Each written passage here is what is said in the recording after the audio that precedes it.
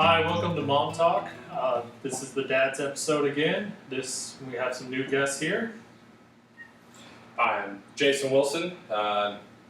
These are my cousins. I have 3 daughters, a stepson, and we are getting licensed for foster care here soon. So we'll have another child in the house. Right on. I'm Anthony, Yvette's husband. We have our 2 daughters. I'm Jonathan. My wife and I have 6 children, 3 boys and 3 girls, and it's a busy household. And I'm Josh, and between my wife and I, we have a total of 7 children. And I'm also Rebecca's husband. And so we're here, we're going to answer some questions, see if we can get to all of them this time. Let's see, the first one, teaching kids values and manners. It's Certainly an important topic. very important, I think so. Very difficult. Yeah. I think as far as how to go about teaching, manners and values, I think probably the most important part of it is modeling it in yourself. As far as what my wife and I try to accomplish with our kids is to teach by example for the most part. You certainly, it's kind of cliche, a cliche thing to hear all the time where, there's a TV episode where the kids are playing or whatever, and then the kid says a bad word or says some thing that the mom or the dad is a little embarrassed about. Says, where did they learn that from? And then a little while later you hear mom saying that, just the thing that she blurts out whenever she's upset or something like that. From my value standpoints, the majority of what we're trying to teach our kids is modeled by, is taught by what we show them in our own daily life. Yeah, if they see it, they'll do it most of the time. As my stepson was growing up, it was one thing. Hey, open the door for a lady, even for your mother. Open the door. It's polite, but most kids want to run and be the first one in, and it's the only time you can get them to move fast is when you don't want them to move fast. But little things like that. I think manners is a little bit of what Jonathan said, a lot of what Jonathan said. They learn a lot from what they see, from what you instill in them, but then there's also a lot that they get from the outside world as well. That's just an uncontrolled factor that's going to be factoring into it. So trying to combat that, as well as the way you were raised and the way that your wife was raised, the differences, and trying to mesh together, trying to create one. I was raised by my grandparents' old-fashioned way, which was yes sir, no sir, yes ma'am, no ma'am, ma'am sir. You open the door for the women, and you didn't dance or sing or act goofy at the table. You know where your hat's at the table or inside the house. I mean, it was. But we are not eating. That's just the way I was taught. Now, I don't instill the full range of that in my children because my wife was raised differently, so we meet in the middle. I feel that we meet in the middle and we kind of go from there. But it's a lot of it, 90% of it comes from your parents, from the fathers, from the mothers, who I feel some do good and some just don't care at all. And that's kind of how we're going now. That's where a lot of the influence is coming from the parents. It seems to be more and more parents don't care anymore.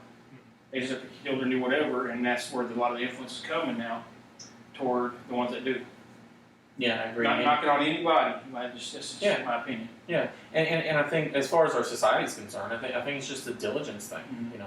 Is it important to you? And I don't know if it's really an issue about how old people are whenever they get married, or how old people are whenever they start having kids. That it really has the most effect. I'm not sure if that's the case. It kind of feel like it is sometimes, and a lot of people are having kids really early. Coming out of high school or for one reason or another, just earlier than they were before. I guess I don't know exactly how to say that.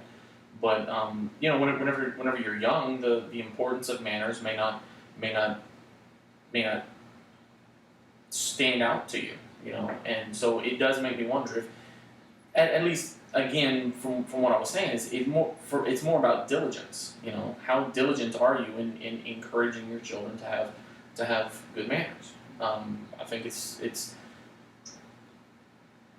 at least from my perspective, or what we've experienced in our house, is that, you know what, if you don't get it the very first time that the boy says this, or if you don't catch him the very first time that something inappropriate is said, or he just runs through the door before holding the door for somebody else, if you don't catch it the first time, then it's going to take you 2 or 3 more encouragements. You got to tell him to do it right 2 or 3 more times than it would have if you just caught it on the first try. Be persistent. And being persistent is important too. Consistent. Yeah. And I think that's a problem that a lot of parents have these days, is consistency. And being a father, I know that I failed sometimes in that situation. It's so, you know, I gotta go get up and tell them that they did wrong. Why can't they just know that it's supposed to be done this way? Yeah. I know that osmosis. You know, let's just learn by osmosis, Right. which they don't. At They all. don't. And if the parents have no manners, if the parents have no moral set, 9 times out of 10 their children won't either. Absolutely. I think a big factor is, you look back in the day, you know, you're talking about marriage, they used to get married young. True. But the morals and the values were still there. I think the biggest part today now is the technology that's going on. The world is getting much more faster paced, where nobody has time for the family anymore. So therefore, a lot of your family values and morals are being replaced with technology, and they're going out the door, and you just lose the time that you need to be able to spend with the family a lot of time. A lot of the influence that you get from the technology, Right. from being exposed to a wider variety of value sets. I can see what you're saying there. I mean, with the internet and with you know, thousands of channels on the television, you've got a much broader perspective on value sets The than telephone, the smartphones, and You see that every time you go into a restaurant. You know, family sitting down, family of 4 sitting down to a meal, having meals as a family, they're all on their phones. Yeah. Mm. And whether they're actually talking through their phones or just checking something, you know, you see it all the time. all the time. Yeah, we were at a restaurant and we actually saw them. People were right across from each other. They were actually texting each other. Like, did you see what I just sent you? And it was just like, really? I thought that was funny. I think it's hilarious. I agree with you. It's funny. now I think just the way everything's going now is actually taking and pulling away from actually the manners part and the actual one-on-one with the children. What you used to get when I was growing up is totally different than what we give our kids nowadays, Yeah. due to the outside interference, I guess, so to speak. Mm-hmm. Everything just changes the way everything goes. What we did back then and he used to have fun with, now he would laugh at that. That's you did that like we used to do with our parents. I mean, sure, you played with a stick. Kick the can? Kick the can? Hey, we invented that game. You know that? We invented I had blocks. I like those. That was good. Well, one of the big things I hear, and I cringe every time I hear it, and I see it in movies and whatnot, or people, you got to give me respect, and then I'll respect you back. Where did that come from? You earn respect by giving respect. I mean, it's, you know, I'm gonna do. You disrespected me because you winked at me or you looked funny in my way. Where does that come from? You know, I don't understand the mentality of people these days, and that's a set of of values and manners that is gone, Mm-hmm. absolutely gone. You drive down the street, you see graffiti. I saw it all over Staples of the Esplanade area. Mm-hmm. You know, they tag. What are you doing? You can't even read it. Right. What does it say? You know, Tagging's been around for a long time, but I think what you're saying is not specifically pointed towards tagging, but more the mentality behind it. You know, because I'm in total agreement with you. It's like the individual who's doing this, and my wife and I had to deal with these kids tagging our fences all the time. You know, I was even able to talk to one of the kids one time. You know, like the day after, he didn't realize that I was standing on the other side of the fence whenever he was showing off his artwork to his friend. And I poked my head over and actually talked to this kid. He couldn't have been more than 13 years old. You know, he didn't realize. He just doesn't realize the fact that what he did was actually damaging somebody else. You know, it was obvious to me that the two concepts didn't connect. You know, the reality that he went out and did something for bragging rights or whatever. That's all his artwork was just for bragging rights. But then whenever I have to turn around and paint over it, you know, that costs me paint, that costs me time, that costs me, you know, the social reality that my neighbors see a tagged fence, you know, that type of a thing. And so, I mean, not high costs. It's not that big of a deal, but it's a simple lack of understanding, a simple lack of respect for someone else's property, you know. And but it's been around for a long time. But if somebody came over and did that to his fence, I can't believe you disrespected me like that. Why would you do something like that to them? Yeah. Their values mixed up. Yes. They don't appreciate other people's property, and that's one of the values that you have to teach your kids is, you know, this is yours. That's one thing I teach my daughters is like, you know, you have to take care of it. You can't just leave it on the ground. You can't just leave it everywhere. You can't throw it around. You have to appreciate that we got you this. Like, my daughter's like, well, let me just go to the store and buy another one. I don't have that much money to be going to the store and replace it all the time. Yeah, you hear it all the time. Yeah, it's just like, no, that's not what the store, you know, we bought you this, you need to take care of it. You need to appreciate that we could get you that to begin with, and then also that, you know, you value it and you want to take care of it because it is yours. And that's something I try to teach the girls, you know. Expounding upon that is also the reverse of it. That belongs to that child. It is not yours. You know, you need to value that's their property, and there are procedures that need to be followed to be able to use that property. You know, Written requests. Yes. We run into that a lot. It's the DSs. Mm-hmm. Here we go with the technology. Now, one of the girls, we playing with her DS, she'll put it down. The other one's not working properly, or they don't want to play their game, so they'll go get hers without even asking. Right. And then it's World War III.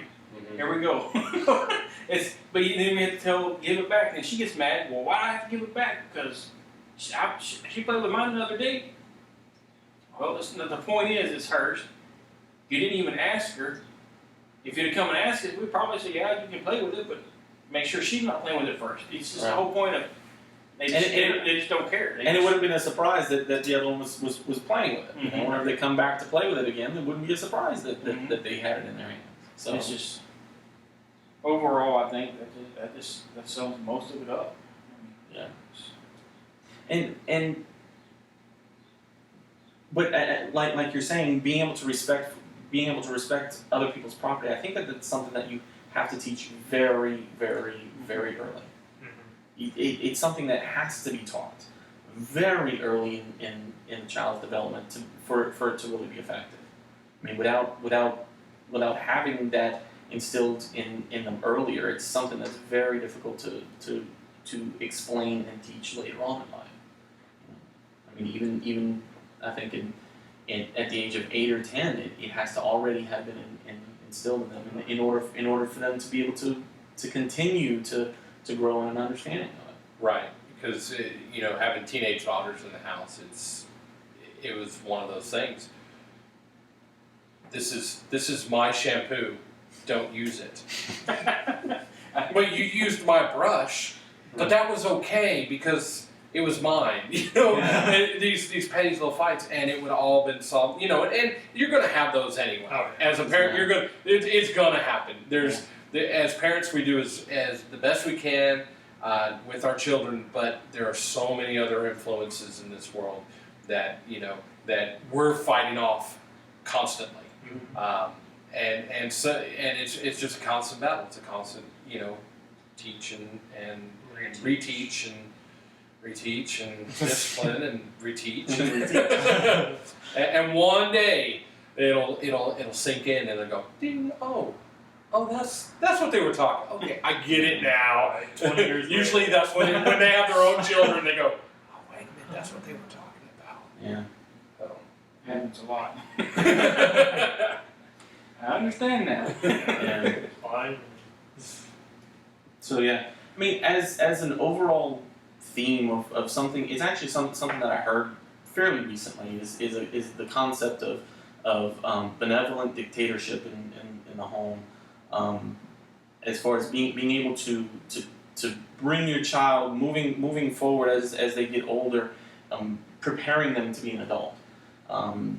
This concept of benevolent dictatorship, as this guy put it, is more or less hinged upon the idea of, okay, well, if you take an infant and set them free, well, they're gonna die. they cannot support themselves. Right. In for obvious reasons, they can't feed themselves, they can't clothe themselves, etc. So as a parent, I have to come up with all these rules of what the child can and cannot do. They can't stick their finger in a light bulb inside it. They can't do this. They can't crawl out the door. You know, it hurts, right? So my benevolent dictatorship is that I set all these rules, all these boundaries around this child, and then as they grow, as they get bigger, as they learn why those boundaries are in place, I get to pull those boundaries away. So as they get bigger, we have less rules. And then it's, you know, specifically, I actually had the conversation with my oldest daughter a couple weeks ago, where, you know what, one of these days, whenever you're ready to leave my house, we're going to get to wipe away every last rule, and it's going to be your responsibility to take care of yourself, to clothe yourself, to feed yourself, to do all these things that I set up these boundaries whenever you were little. But as you've been growing, we've been taking those boundaries away. Guess what? She gets to choose what time she goes to bed now. There were some consequences the other week because she decided to stay up really late, and Mom and Daddy did not decide that she could sleep in the next day. So she saw that there were some consequences for not following the rules that were set up before. Now that she doesn't have to follow it because Daddy says, she now understands that she has to follow it because the rule is a good rule to have. And then as they grow up, we get to take those rules away. And they'll push the envelope a little bit until you Absolutely. realize, wait a minute, what?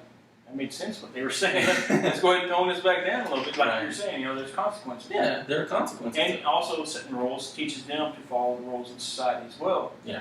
In life, you know, so they know, okay, I was raised to follow the rules. Mhm. I'm not going to break the law either. You know, Right. it all kind of goes in hand in hand. It's all part of growing up. It's all part of this. Been around for ages and ages and ages. There's a reason why it's been around so long. Absolutely. I mean, Because if you look at it, if you don't set boundaries for your children, if you don't teach your children to follow particular rules, somebody else will, and they don't love your kid as much as you do. mhm. You know, so eventually somebody's going to discipline your child. Eventually, it's going to happen. You know, hopefully you've been able to discipline them to a point where they've been, you know, they've grown and they've got a good understanding of how to interact with other people. Because otherwise, you have a judge that's going to do the discipline. Correctional facility that'll be taking care of you, feeding for you. Exactly. Because that's what it is, right? It's bringing you right back down to that. Let's keep you clean. Let's keep you healthy. Let's keep you. You couldn't do it on safe. your own, so we'll do it for So you. we'll do it for you. Question number 2. Right on. The importance of man time. And this basically in the essence of your own personal time away from the family, away from all the stress and everything, just your own time. How important is that to you to have that time to kind of regroup and recharge? I think it's extremely important for Not saying you're leaving your family, but you gotta get away and just be able to do something that you enjoy and not having to worry about anything at the moment. Not saying that you don't worry, but you don't have to worry Right. at that moment. I mean, just like I'll go fishing or playing disc golf or something. I'm enjoying myself. I'm relaxing. And while you're all in another, the same side, you're gone. You make you realize I'm gonna get back home. I'm ready to go home. I'm ready to spend time with my family. I enjoyed myself, but I also realized that's where I want to be is at home. Makes you appreciate Appreciate home more. It may be chaotic, but you've grown accustomed to the chaotic. Right. And I think that's just part of it. I used to have that way of thinking. I used to think I gotta have my own time. I need to get out here. I need a break, and I did when I was younger. And I would go do those types of things. I'd go fishing. I'd go, sing karaoke with my friends and I, or I'd do, something without either my wife or the person I was dating or whatnot. As I've gotten older, I don't need as much anymore. Now, granted, my children are older than y'all's children. I've got 2 out of high school, and the other 2 are in high school. So they don't need that constant. Let me rephrase that. They don't want that constant interaction with me. So I find it that I need that man time less and less and less. Now I do still get. I have some right now. Right now my wife is out getting her hair, her did. Her hair day. Yeah, and I came over to film this and got thrown into the mix. But this is still considered man time. I'm away from worrying about what's happening in the household. I get to sit here and talk to some intelligent men and have a good time doing so. This'll settle me for a long time. But I think as you get older, it's still important, but I don't think you need as much. I miss hanging out with my wife, more and more. While she goes and does her things, it's kind of like, hey, when are you coming home? What you doing? Right. But I think part. I mean, correct me if I'm wrong, but it sounds like you're kind of saying that the demands that you're experiencing while you're in the household, in the family time, are a bit less than they were once upon a time. So it's not as critical for you to find that quality time away from the family. That's exactly what I'm saying. Yeah. Because they don't need as much from me as they did when they were littler. When they were littler, I had to cook for them. I had to do their laundry. I had to do all that stuff. I had to entertain them. As they get older, and as we teach them things, we teach them how to cook. We teach them how to do their laundry. We teach them manners and whatnot. It's that natural break that you were talking about, and they don't need that. They don't need that supervision as much. Now they do need supervision. I'm not saying that by no means, but yeah, the amount of my time that they need has lessened, so I have more man time, if you will. Mm-hmm. Yes. Yeah. Yeah. I think in my experience, and my experience is pretty much the same of what you guys are saying. I've got one of my kids my oldest is now 11 years old, and obviously I'm not having to wipe her butt. I'm not having to do as much intensive effort with my oldest, but then at the same time I do still have an infant in the house. So I am having to clean diapers and wipe her face and actually put the food in her mouth as opposed to, hey, here's some food, eat. So I agree with you. I definitely can relate to what you're saying. Is that it's great with the oldest and the older ones, but then I've still got the challenges of having to constantly supervise the littlest ones, and I think the strategy that I've come up with for myself that has kind of allowed me to deal with all of those frustrations, to oh my gosh, I just need 5 minutes away from these kids. Those types of emotions and frustrations is having little hobbies. To me, just being able to go out into the backyard and mess with my rabbits, or to mess with the pond, the fish in the pond, or just be, and even if the kids are there with me, hey, look at this one. It's it finally turned gold. My goldfish were brown, now they're turning gold. Wow, how amazing is that?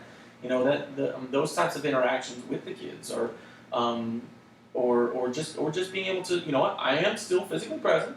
I am still supervising the children, making sure that they're healthy and safe and not in trouble or not getting into trouble. But you know what? I've got my iPod in, and I'm listening to a podcast from by somebody that I respect. I want to hear what he's saying. Those types of moments are critical. I mean, without that type of being able to, and it's a difficult phrase, but I think the word that I want to use is unplug from the family, but plug into my headphones or plug into something else. Those types of moments are very important for my sanity, for my relationship with my kids, because if not, they're going to drive me crazy, and I'm going to be an unhappy dad, and that would be worse than having a few moments where I'm pushing the lawnmower, or laundry sometimes is the right time for me to do it, you guys go watch a movie, I'm going to be over here, watching my show and doing laundry, or, who knows what, but, for me, it's hobbies. It's finding little things that I can do, even with my kids. I have my second daughter is a little science geek, believe it or not. A little 8-year-old girl, 7-year-old girl is she's Which one nine. is it? She's 9.